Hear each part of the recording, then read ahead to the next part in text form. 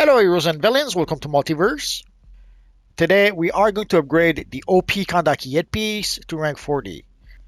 But before I forget, I should probably equip the style. So you can see what the style looks like on the character. It's a pretty subtle headpiece. So right now it counts as item level 366. When upgraded, it'll be item level 367. So I need 3 more votive offerings. At some point I had to purchase a few votive offerings from the vendor because the freaking thing wouldn't drop from the reward boxes. And then yesterday when I played the missions, I got like 12 of them. When random is random. So let us fortify right now. And let us break through. So we have everything we need to break through. So we needed 20 Eternal Penitence and 4 Faustian Bargains. Where do you get the Faustian Bargains? I'll show you in just a minute. For Eternal Penitence, they drop at random from reward boxes.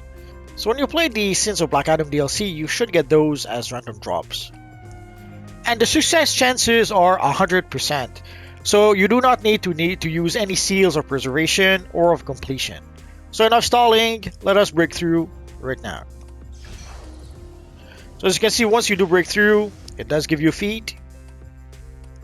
It took a while to be able to reach this point, and I did use multiple characters, but there's a bit where I did not play as much as I should have, so that probably did make me fall behind a bit.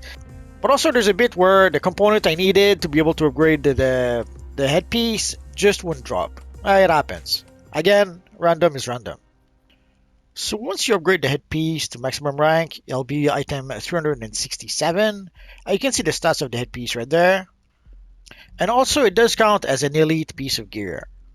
So if you ever wondered about the affinity bonuses in the corner over here, you get those when you have some elite piece of gear equipped on your character. So you can purchase some of what you need from your friend Moen and the Infernal Conduct map. So for the Faustian Bargain, you have no choice. You have to buy it from Moen over here. For the votive offering, normally you shouldn't have to purchase some. Sadly, I was a bit of a slacker pumpkin eater. There's a bit where I did not play so much. And then afterwards, the random number generator really hated me because I barely would get any of those. So for a couple of weeks, I had no choice. I had to buy 8, 9, 10 of those votive offerings from our friend Moen over here. For the Isis Penitence, it's the same. You can purchase some here, but normally you shouldn't have to purchase votive offerings or Isis Eternal Penitence. Those should be random drops from reward boxes from the Sins of Black Adam DLC. But just a reminder also, votive offerings give you 1,000 experience, and you need 187,000 experience to reach maximum ranks. So basically you need 187 votive offerings to be able to reach maximum rank. So it takes a while to get that many votive offerings, and even worse, once the random number generator decides not to give you any, sometimes you may have to bite the bullet and buy some from your friend Moen. You decide. That's a pretty cool Jericho.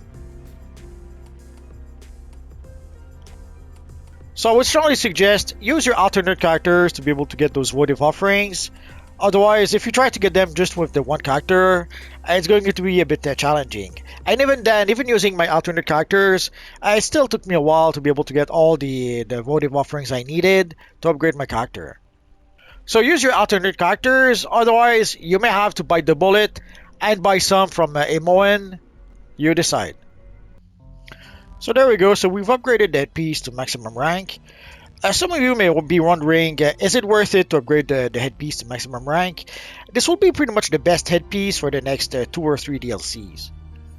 Like for example, the death metal guitar that was from the last DLC is still pretty much the best back piece we have.